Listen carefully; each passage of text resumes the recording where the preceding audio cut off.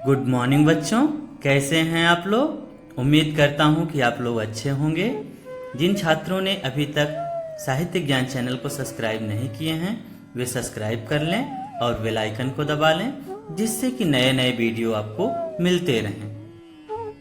प्यारे बच्चों, आज मैं आपको 7th क्लास के बाल महाभारत की कथा का 9वां चैप्टर लाख का घर पढ़ाऊंगा। बच्चों, भीमसेन का शारीरिक बल और अर्जुन की युद्ध कुशलता देखकर दुर्योधन की जलन दिन पर दिन बढ़ती ही गई। वह ऐसे उपाय सोचने लगा जिससे पांडवों का नाश हो सके। इस कुमंत्रणा में उसका मामा शकुनी और कर्ण सलाहकार बने हुए थे। बूढ़े धृतराष्ट्र बुद्धिमान थे। अपने भतीजों से उनको स्नेह भी काफी था, परंतु अपने पुत्रों से उनका मोह भी अधिक था।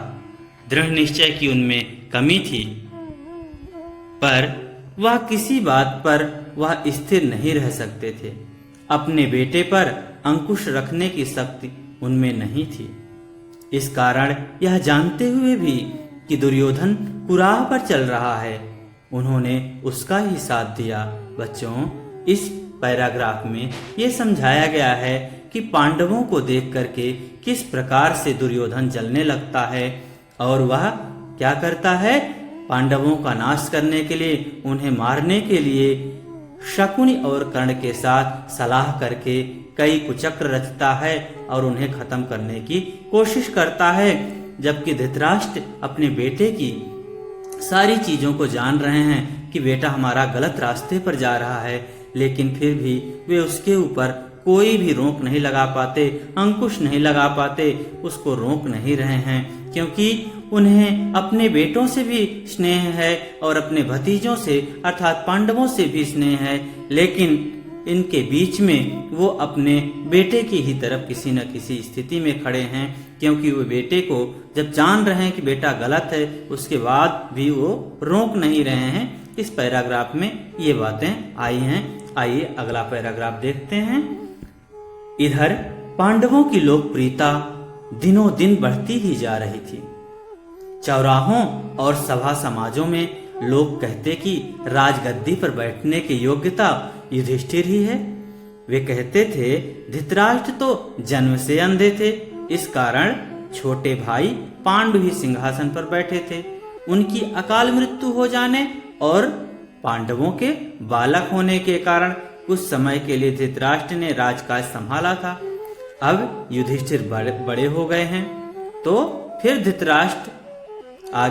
धृतराष्ट्र को राज्य अपने ही अधीन रखने का क्या अधिकार है। पितामह भीष्म का तो कर्तव्य है कि वह धृतराष्ट्र से राज्य का भार युधिष्ठिर को दिला दें। युधिष्ठिर ही सारी प्रजा के साथ न्यायपूर्वक व्यवहार कर सकेंगे। इस प्रकार से क्या था कि पांडवों का प्रजा के बीच में विश्वास बढ़ता जा रहा था। प्रजा उनको ज्यादा चाहती थी, क्योंकि वो देखते थे कि इन सब के बीच में युधिष्ठिर ही हैं जो धर्म के रास्ते पर चलते हैं और वही सारी प्रजा को न्याय दिला सकते हैं। इस पैराग्राफ में ये समझाया गया है। और भी बातें करते हैं, जैसे प्रजा कहती है कि जब पांडु की मृत्यु हुई उस समय पांडव छोटे थे, इसलिए धृतराष्ट्र को शासक बनाया गया था, लेकिन अभी पांडव बड़े हो चुके हैं और पांडवों में जो उनके सबसे बड़े भाई युधिष्ठिर हैं, उन्हें ही शासक बनाना चाहिए। इस प्रकार से प्रजा के बीच में उनका सम्मान बढ़ रहा है। इसलिए भी क्या है कि कौरव चिंतित हो रहे हैं। आगे आइए देखते हैं अगले पैराग्राफ में क्या कहा गया है। ज्यों ज्यों पांडवों की यह लोकप्रियता दिखाई देती थी, ईर्ष्या से वह और भी अधिक बढ़ने लगता था। कौन? जैसे जैसे देखा गया कि पांडवों की लोकप्रियता अपनी प्रजा के बीच में बढ़ती जा रही है, वैसे वैसे दुर्योधन और भी ईर्ष्या से जलने लगा, कुढ़ने लगा, मतलब जलने लगा। ठीक, अगला पैराग्राफ देखिए। एक दिन धृतराष्ट्र को अकेले में पाकर दुर्योधन बोला, पिताजी पूर्वासी तरह तरह की बातें करते हैं। जन्म से दिखाई न देने के कारण आप बड़े होते हुए भी राज्य से वंचित ही रहे। राज सत्ता आपके छोटे भाई के हाथों में चली गई। अब यदि युधिष्ठिर को राजा बना दिया गया तो फिर पीढ़ियों तक हम राज्य की आशा नहीं कर सकेंगे। पिताजी, हमसे तो यह अपमान ना सहा जाएगा। इस प्रकार से एक दिन मौका पा करके धृतराष्ट्र से उनका बेटा दुर्योधन बोला कि जो प्रजा है वो तरह तरह की बातें करती हैं, लेकिन हम तो ये सोचते हैं कि आप भले ही जन्म से अंधे थे, लेकिन आप बड़े थे, राज्य तो आपको मिलना चाहिए, लेकिन आपके छोटे भाई को मिला। और आज अगर अब फिर से ऐसा हुआ कि हम लोगों को राज्य नहीं मिला, अर्थात धृतराष्ट्र के जो बेटा है दुर्योधन, अगर इनको राज्य नहीं मिला तो हो सकता है पीढ़ियों हमारी बीत जाएगी, लेकिन हमें राज्य नहीं मिलेगा। इसलिए इस प्रकार का अपमान हम नहीं झेल पाएंगे, नहीं सह पाएंगे। इस प्रकार की बात दुर्योधन यहाँ पर कर रहा है। आइए देखते हैं अगला पैराग्राफ। अगले पैराग्राफ में क्या कहा गया है? यह सुनकर राजा धृतराष्ट्र सोच में पड़ गए। बेटा, तुम्हारा कहना ठीक है, लेकिन युधिष्ठिर के विरुद्ध कुछ करना भी तो कठिन है। युधिष्ठिर धर्मानुसार चलता है, सबसे समान स्नेह करता है, अपने पिता के समान ही गुणवान है। इस कारण प्रजाजन भी उसे बहुत चाहते हैं। धृतराष्ट्र क्या बोले? इसमें क्या कहा गया है इस पैराग्राफ में? इस पैराग्राफ में धृतराष्ट्र दुर्योधन को समझा रहे हैं। वे कह रहे हैं, बेटा, तुम्हारा कहना तो ठीक है कि अगर सत्ता तुम्हें नहीं मिलेगी या हमारे बच्चों को नहीं मिलेगी, हमारे बेटों को नहीं मिलेगी, तो हो सकता है कि पीढ़ियां बीत जाएं, हमें सत्ता ना मिले, लेकिन हम युधिष्ठिर के विरुद्ध कुछ भी नहीं कर सकते। करना भी कुछ कठिन है, क्योंकि वो धर्म के अनुसार चलता है, सबसे अच्छा प्यार रखता है, सबको मानता है वो, और अपने पिता के समान ही उसमें गुण हैं, वह पिता के ही समान है। और इसीलिए इसी कारण जो प्रजा है वो प्रजा भी उससे बहुत प्यार करती है। इसलिए उसके खिलाफ कुछ भी करना ठीक नहीं है, उसके खिलाफ हम कुछ भी कर नहीं सकते। इस प्रकार की बात कर रहे हैं धृतराष्ट्र। आगे आइए देखते हैं अगला पैराग्राफ क्या कहता है। अगले पैराग्राफ में क्या कहा गया है? यह सुनकर दुर्योधन बोला, पिताजी, आपको और कुछ नहीं करना है, सिर्फ पांडवों को किसी न किसी बहाने वर्णाव्रत के मेले में भेज दीजिए। मैं आपको विश्वास दिलाता हूँ, इतनी सी बात से हमारा कुछ भी बिगाड़ नहीं होगा। ये सब बातें सुन करके दुर्योधन बोला, पिताजी, आप सिर्फ एक काम करिए कि पांडवों को किसी भी तरह से कहाँ भेज दीजिए? भेज दीजिए वर्णावत में, जहाँ पर एक मेला लग रहा है। इस प्रकार से उनको समझा के आप वहाँ भेज दीजिए। इस प्रकार की बातें वो अपने पिता से बोला। आगे आइए देखते हैं अगले पैराग्राफ में क्या बातें हैं। देखिए अगला पैराग्राफ। इस बीच अपने पिता पर और अधिक दबाव डालने के इरादे से दुर्योधन ने कुछ कूटनीतिज्ञों को अपने पक्ष में मिला लिया। वे बारी बारी से धृतराष्ट्र के पास जाकर के पांडवों के विरुद्ध उन्हें उकसाने लगे। उनमें कर्णिक नाम का ब्राह्मण मुख्य था, जो शकुनि का मंत्री था। उसने धृतराष्ट्र को राजनीतिक चालों का भेद बताते हुए अनेक उदाहरणों एवं प्रमाणों से अपनी दलीलों की पुष्टि की। अंत में बोला, राजन, जो ऐश्वर्यवान है वही संसार में श्रेष्ठ माना जाता है। यह बात ठीक है कि पांडव आपके भतीजे हैं, परंतु वे बड़े शक्ति संपन्न हैं। इस कारण अभी से चौकन्ने हो जाइए। आप पांडु पुत्रों से अपनी रक्षा कर लीजिए, वरना पीछे पछताएंगे। बच्चों, इस पैराग्राफ में ये समझाया गया है, ये बताया गया है कि किस प्रकार से दुर्योधन कुचक्र रच करके अपने पिता को भी भरमाने की कोशिश कर रहा है। तमाम अपने कूटनीतिज्ञों को लगाया कि वो पांडवों के विरुद्ध में, पांडवों के खिलाफ में धृतराष्ट्र को उकसाएं। और इसमें सबसे जो बड़ी भूमिका निभाया कर्णिक नाम का एक ब्राह्मण जो शकुनी का मंत्री था। वो बार बार जाकर के कर्णिक क्या करता था, धृतराष्ट्र को उकसाता था, राजनीतिक चालों के बारे में बताता था और बताता था कि देखिए पांडव बहुत शक्ति संपन्न हैं, बहुत ही बहादुर हैं। अभी आपके पास समय है कि अपनी रक्षा कर लीजिए, अपने बच्चों की रक्षा कर लीजिए, नहीं तो बाद में आपको पश्चाताप करना पड़ेगा, पछताना पड़ेगा। इसलिए अभी समय है, अभी आप सोच लीजिए। आइए अगला पैराग्राफ देखते हैं। कर्णिक की बातों पर धृतराष्ट्र विचार कर रहे थे कि दुर्योधन ने आकर कहा, पिताजी आप अगर किसी तरह पांडवों को समझाकर वर्णावत भेज दें तो नगर और राज्य पर हमारा शासन पक्का हो जाएगा। फिर पांडव बड़ी खुशी से लौट सकते हैं और हमें उनसे कोई खतरा नहीं रहेगा। और कर्णिक की बातें खत्म नहीं हुई थी, तभी इस पैराग्राफ में ये बताया गया कि कर्णिक की बात अभी खत्म ही हो रही थी कि दुर्योधन बोल पड़ा। वो कहता है कि आप पिताजी सिर्फ इतना करिए कि किसी तरह से समझा करके पांडवों को आप वर्णावत भेज दीजिए, फिर उसके बाद तो शासन हमारा पक्का है कि हमारा ही राज्य रहेगा। अब आप इतना करिए कि उनको किसी तरह से वर्णावत भेज दीजिए, ठीक। आइए अगला पैराग्राफ देखते हैं। दुर्योधन और उसके साथी धृतराष्ट्र को रात दिन इसी तरह पांडवों के विरुद्ध कुछ न कुछ कहते सुनाते रहते और उन पर अपना दबाव डालते रहते थे। आखिरकार धृतराष्ट्र कमजोर पड़ गए और उनको लाचार होकर अपने बेटे की सलाह माननी पड़ी। दुर्योधन के पृष्ठपोषकों ने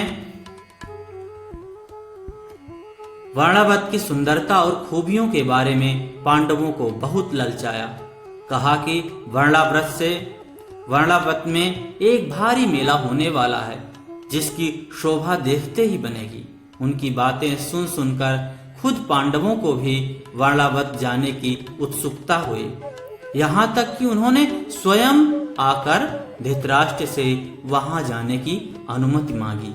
बच्चों, इस पैराग्राफ में यह बताया कि किस प्रकार से जो कौरव का कुचक्र था, कौरव जो कुचक्र रच रहे थे पांडवों के लिए, उस कुचक्र में, उस जाल में किस प्रकार से पांडव फंस जाते हैं और धृतराष्ट्र भी अपने बेटे की ही बातों में आकर के पांडवों को वर्णावत जाने के लिए अनुमति दे देते हैं। आगे देखते हैं। धृतराष्ट्र की अनुमति पाकर पांडव बड़े खुश हुए और भीष्म आदि से विदा लेकर माता कुंती के साथ वर्णावत के लिए रवाना हो गए, ठीक। यहाँ पर माता कुंती और पांडव किससे अनुमति लिए? धृतराष्ट्र से और भीष्म पितामह से लोगों से अनुमति लेकर के वर्णावत चले गए। पांडवों के चले जाने की खबर पाकर दुर्योधन की खुशी की तो सीमा न रही। पांडवों के चले जाने की खबर पाकर दुर्योधन की खुशी की सीमा न रही। वह अपने दोनों साथियों कर्ण और शकुनी के साथ बैठकर पांडवों तथा कुंती का काम तमाम करने का उपाय सोचने लगा। अब दुर्योधन क्या किया? अपने दोनों सलाहकारों को लेकर बैठा। कौन कौन? कर्ण और शकुनी को। और वो क्या सोच रहा है कि किस प्रकार से कुंती और पांडवों का किया जाए, काम तमाम कर दिया जाए। इन्हीं बातों को लेकर के वो सोचने लगा। उसने अपने मंत्री पुरोचन को बुलाकर गुप्त रूप से सलाह दी और एक योजना बनाई। पुरोचन ने यह सारा काम पूर्ण सफलता के साथ पूरा करने का वचन दिया और तुरंत वर्णावत के लिए रवाना हो गया। और सलाह करने के बाद इसमें क्या कहा गया कि जो भी सलाह उन दोनों के बीच में हुई, किस प्रकार से पांडवों को खत्म करना है, इन बातों को लेकर के एक सलाह की गई और पुरोचन इस कार्य को पूर्णतः सफलता देने के लिए वचन दिया। और वो कहाँ चला गया? वो भी वर्णावत पहुंच गया, निकल गया। एक शीघ्रगामी रथ पर बैठकर पुरोचन पांडवों से पहले वाणावत जा पहुंचा। वहां जाकर उसने पांडवों के ठहरने के लिए सन, घी, मोम, तेल, लाख, चर्बी आदि जल्दी आग पकड़ने वाली चीजों को मिट्टी में मिलाकर एक सुंदर भवन बनवाया। कौन कौन सी चीजें, ये ध्यान रखना, सन, घी, मोम, तेल, लाख और चर्बी, इन चीजों को मिला करके उसने क्या किया, एक महल बनाया, एक घर बनाया और उसमें क्या किया, पांडवों को ठहरने की व्यवस्था की। आगे देखिए, इस बीच अगर पांडव वहां जल्दी पहुंच जाएं तो कुछ समय उनके ठहरने के लिए एक और जगह का प्रबंध पुरोचन ने कर रखा था। इसमें बच्चों ये बताया जा रहा है कि अगर किसी कारण से पांडव पहले पहुंच जाते हैं और ये घर बनकर तैयार नहीं रहता तो क्या किया जाएगा, कहीं और उनको ठहरने की भी व्यवस्था की गई थी। दुर्योधन की योजना यह थी कि कुछ दिनों तक पांडवों को लाख के भवन में आराम से रहने दिया जाए और जब वे पूर्ण रूप से निशंक हो जाएं, अब उनको कोई शंका ना रहे, किसी भी प्रकार की शंका ना रहे, तब क्या किया जाए, उस भवन में आग लगा दी जाए। तब भवन में आग लगा दी जाए जिससे पांडव तो जलकर भस्म हो जाएंगे और कौरवों पर कोई दोष भी ना लगेगा। इस प्रकार से पांडवों मर भी जाएंगे, पांडव नष्ट भी हो जाएंगे, आग लगा दी जाएगी और कौरवों पर कोई दोष भी नहीं आएगा कि कौरवों ने इनको मारा है या इनको जलाया है। इस प्रकार की योजना बना करके किया गया। बच्चों, इस चैप्टर से हमें ये शिक्षा मिलती है कि लोभ के कारण या दूसरे की संपत्ति अर्जित करने के लिए, दूसरे की चीजों को हड़पने के लिए और दूसरों से जो ईर्ष्या, जलन, द्वेष हम अपने मन में रखते हैं, इसके कारण हमको दूसरे को नुकसान नहीं पहुंचाना चाहिए या दूसरे की संपत्ति अर्जित करने के लिए किसी भी प्रकार के हमको गलत रास्ते नहीं चुनने चाहिए, बल्कि अपनी मेहनत के आधार पर ही हमें मेहनत करके चीज़ों को प्राप्त करना चाहिए। दूसरों की चीज़ों को हड़प करके नहीं लेना चाहिए। अपनी मेहनत से कमाई हुई रोटी ही खाना चाहिए। ये हमको आज के समय में सोचना है। उस समय की जो परिस्थितियां थी, उस समय शासकों की जो आपसी द्वेष थे, विद्वेष हुआ करते थे, एक दूसरे से जो झगड़े हुए करते थे, तो उसमें एक दूसरे का राज्य हड़पा जाता था, हड़पते थे, एक दूसरे पर अधिकार करते थे, तमाम कुचक्र रचते थे। लेकिन आज बच्चों, जिस हम माहौल में रह रहे हैं, जिस वर्तमान परिप्रेक्ष्य में रह रहे हैं, ऐसे समय में हमको अपनी मेहनत, अपनी मजदूरी, अपनी ही कमाई पर विश्वास करना चाहिए और मेहनत करके हमको खाना चाहिए। दूसरों की संपत्ति को देखकर जलना नहीं चाहिए और उसके लिए हमको कुचक्र नहीं रचना चाहिए, बल्कि अपने ही हाथों, अपने ही मेहनत पर भरोसा। बच्चों, इस चैप्टर की कहानी यहीं पर ख़त्म होती है। अब इस चैप्टर के प्रश्न उत्तर लिख लीजिए। तो आपने अपनी नोटबुक निकालिए और लिखिए। पहला प्रश्न देखिए। पहला प्रश्न क्या है? पांडवों का नाश करने के लिए दुर्योधन ने किसकी सहायता ली? प्रश्न फिर से सुनिए। पांडवों का नाश करने के लिए दुर्योधन ने किसकी सहायता ली? उत्तर लिखिए। अपने मामा शकुनि व कर्ण की। जब आपको कहानी सुना रहे थे उसमें मैंने बताया था ना कि सहयोगी कौन कौन थे? शकुनि और कर्ण, यही उनके सलाहकार थे, यही सहयोगी थे। अगला प्रश्न देखिए। प्रश्न नंबर दो, शकुनि का मंत्री कौन था? शकुनि का मंत्री कर्णिक था। वही कर्णिक जो बार बार दुर्योधन को क्या करता था? पांडवों के खिलाफ भड़काता था। वही ये कर्णिक था जो शकुनि का मंत्री था। अगला प्रश्न देखिए। प्रश्न नंबर 3, युधिष्ठिर ने वर्णावत जाने की अनुमति किससे ली? युधिष्ठिर ने वर्णावत जाने की अनुमति किससे ली? धृतराष्ट्र से। किससे? धृतराष्ट्र से। उत्तर लिख लिए। अगला प्रश्न देखिए। लाक्षागृह कहाँ बनवाया गया था? लाक्षागृह कहाँ बनवाया गया था? वर्णावत में। वर्णावत में, ठीक। अगला प्रश्न देखिए। प्रश्न नंबर 5, पुरोचन कौन था? पुरोचन दुर्योधन का मंत्री था। पुरोचन दुर्योधन का मंत्री था। बच्चों, ये चैप्टर यहीं पर समाप्त होता है। आप चैनल को लाइक करें, सब्सक्राइब करें, अपने साथियों के बीच में शेयर करें और आपको ये वीडियो कैसा लगा आप कमेंट में ज़रूर लिखिएगा।